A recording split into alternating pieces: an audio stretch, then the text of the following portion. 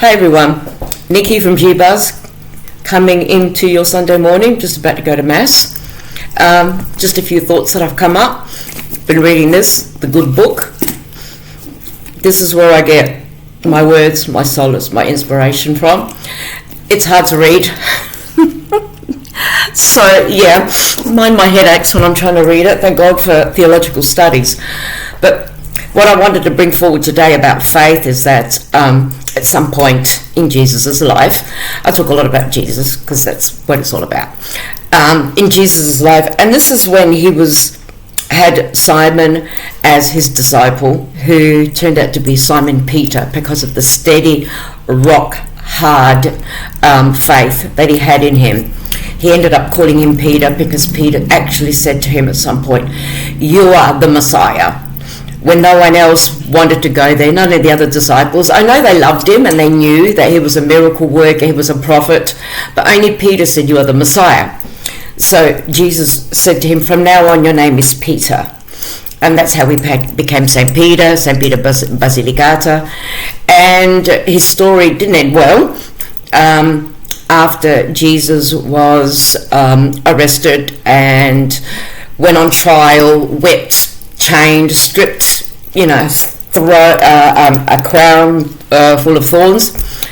He denounced that he even knew Jesus 3 times, and after the 3rd time, the rooster will crow. After the 3rd time the rooster crowed, Jesus already told Peter that this was going to happen. So Peter actually said to himself, he came to his senses and said, "I should not actually forget how much he meant to me, what he was to me, what he still is to me." And then he said, "Yes, I do know Jesus." And until the end of his life, he went to Rome, ended up in Rome, ended up being arrested and crucified in Rome. But he said, "I do not want to be crucified the same way as my Lord and Saviour, the Messiah. I want to be crucified upside down." Can you imagine the torture that would have happened there? But it's also torturous in any way. But the reason why I talk about Peter is Simon Peter is at one point Peter's wife had a miscarriage, and Eden couldn't bring it to herself to tell Simon, because he was away a lot doing ministries, preaching and being with Jesus. So when he did come home at some point, Eden said, "I lost the baby." Peter was mourning, his faith had trembled a little bit, has been shaken a little bit. So when he went to Jesus, he was very passive-aggressive.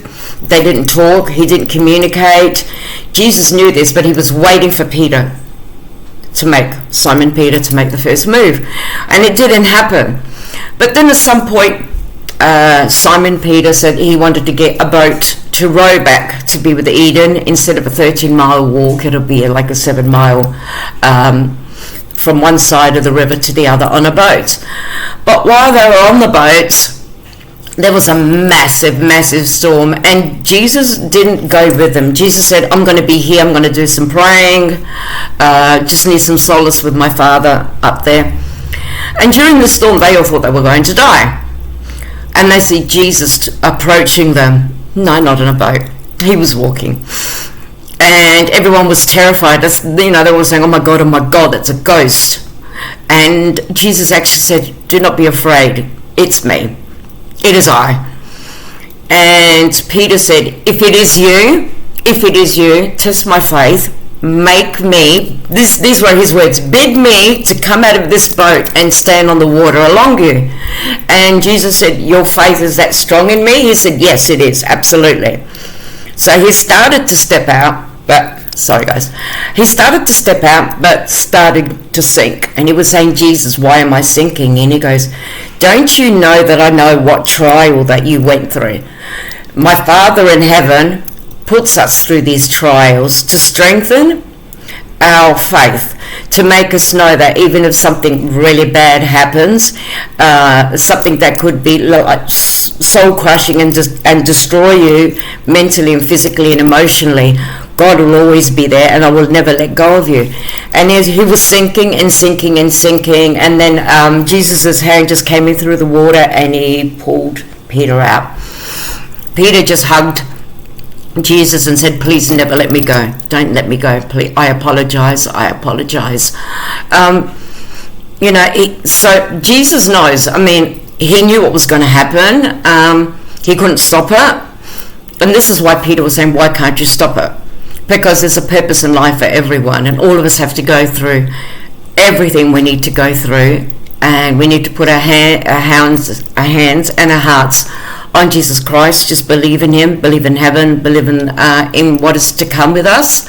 And that's all I wanted to say on a Sunday. So because it was just Simon the fisherman and getting to know Jesus so much along his trip, that Jesus actually said, I will now call you Peter. And he forever became his friend, his companion, his disciple, his apostle for the rest of his life until he was executed in Rome. I know Romans, a nice, fantastic bunch. Thank God we turned into Catholicism. But anyway, I'll let you go now, guys. I got to go to church. Starts in half an hour. Bye. Have a nice Sunday. And this is Nikki signing off on G-Buzz. God bless you and God love you.